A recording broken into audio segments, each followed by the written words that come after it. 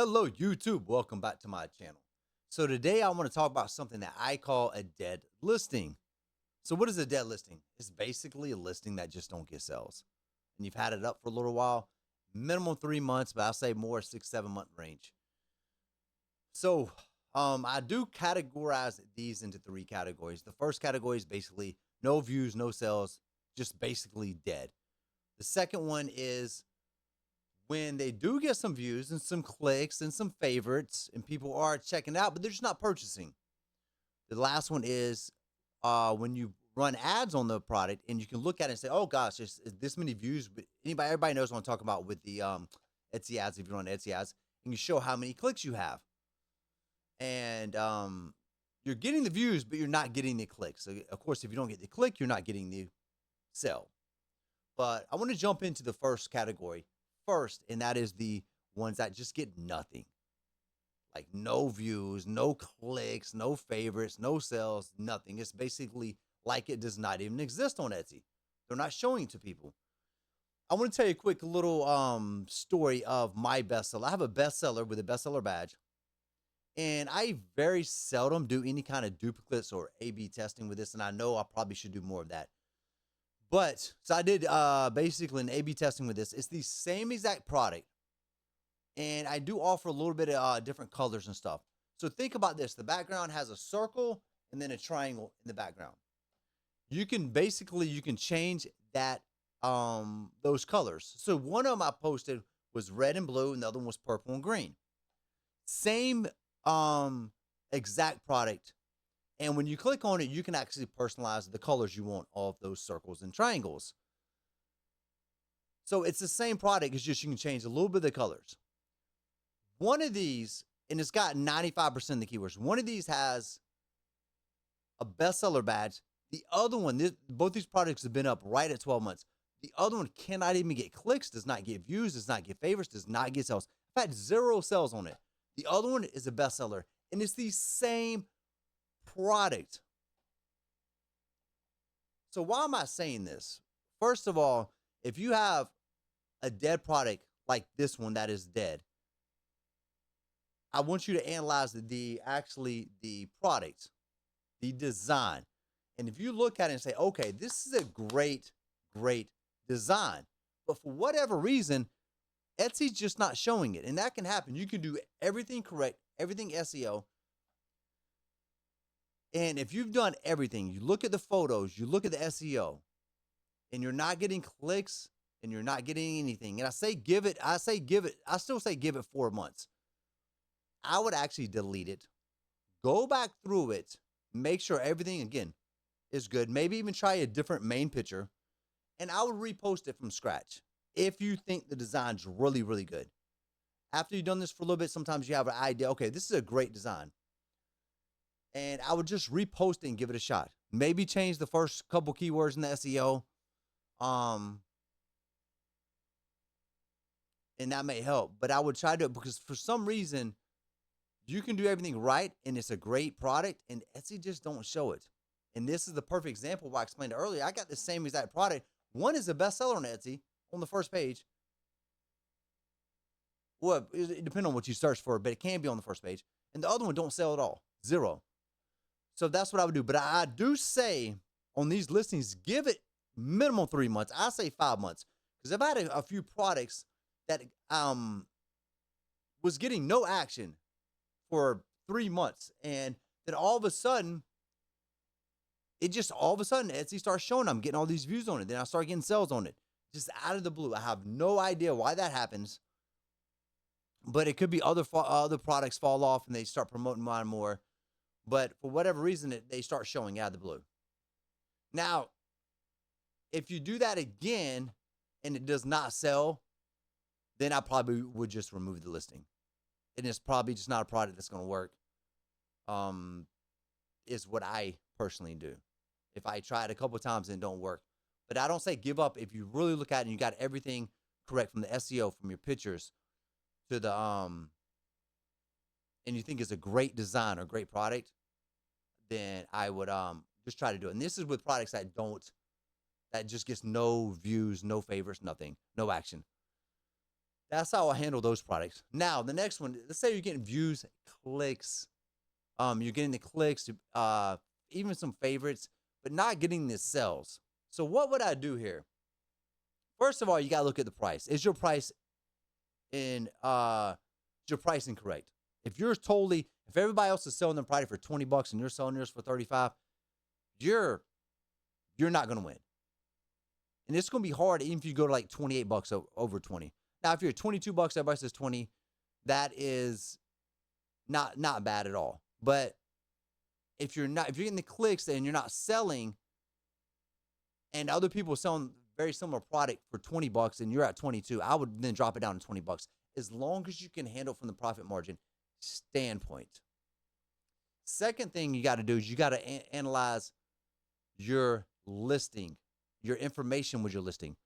So do you have photos? With your photos, you should have maybe a sizing chart. Maybe you should have, I think it's very important if you can have a product detail. Like if you're doing jewelry, what is it made out of?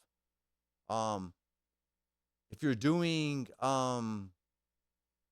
really anything, you really want to have a great breakdown of the product, of everything about it, what it's made of, how you make it. If you are handcrafted, and make sure you promote handcrafted by me everywhere, because a lot of people like that. Like I personally, if I was going to do art, I'd rather have somebody paint it than have somebody AI it with the same similar design and put it on like wall art or something. So make sure you do that. So, and then look at your competition that are selling these products and see what they're doing. Are they doing something different? Are they using some extra different kind of photos, or do they have different things they're describing with it? Is their pictures, when they do the info page, just more professional? Does yours look like a beginner, or theirs more professional? If that is the case, with all their information pages, where it's a sizing chart to the information page, whatever it may be, then you need to go back in and say, start those pages all over again so you look more professional. It's really about making everything 1% better. If you make this 1% better, this 3% better, this 2% better, then your listing is 10-15% better quality overall, and you will grow and you'll start to get sales. And then you start to get sales, you move up the search engine, and that's how you start to snowball your business. And that's what I would do with those products. Number 3, if you're running Etsy ads on a product, and you can look down and you'll see views and you'll see clicks, etc. So if you're getting a ton of views, they're showing to a lot of people, but no clicks, there's a couple things that could happen with that product. First of all, there could just be no demand for the product. No, it may be a product type that nobody wants. So that could be a problem. Let's say if you're doing something very unique or a design that's way outside the norm, and it's showing a lot of people, nobody clicks on it, then maybe not anybody wants it. Now, I do believe you should really kind of try to go outside the box sometimes, because if you can get a product that nobody else is making, or design nobody else is making, it can take off. I have designs like that. That I'm like, oh, this would be cool. Nobody's doing this. Let me try it. And then basically you have a kind of a monopoly with a design online. I have a Christmas product like that, and it sells like crazy. And so don't be scared to do that. But as of, if you're getting the views but no clicks, probably the number one reason, probably a couple reasons, could be the pricing. People see the price and they don't want to click on it. The other thing is the main image. The main image. It's probably a bad main image if this product type's selling but nobody's clicking on yours. So your main image, you got to just fix. It could be the lighting. Make sure your lighting is correct. I see too many people sometimes with their photos too dark and you can't see the product well. So if you take pictures, make sure you got great lighting. If you're using mock-ups or whatever, you can go into just the basic photo app that you have on your PC, and you can use brightness and contrast on those. Now, if you do that, make sure you do it slightly, because when you start brightening it up and contrasting, you can change the actual color of the product. You do not want to do that, okay? You don't want, let's say, your product to be lavender, but you use so much contrast that it looks more purple. And if somebody gets it in and it looks purple in the photos, they get it in as lavender. If that makes sense. So you don't want to do much. It's just like touching it up slightly, do whatever. Second of all, if you got the big box that your listing's in, make sure your product's as big as it can. You know, make sure it's very, very, very big, because you want people to be able to see your product. If it's so tiny you can't see it, I made this mistake at the very beginning of my products. My product was too tiny, and I started blowing it up, and it's actually worked better. But make sure your product is big and they can see it, because it's thumbnails.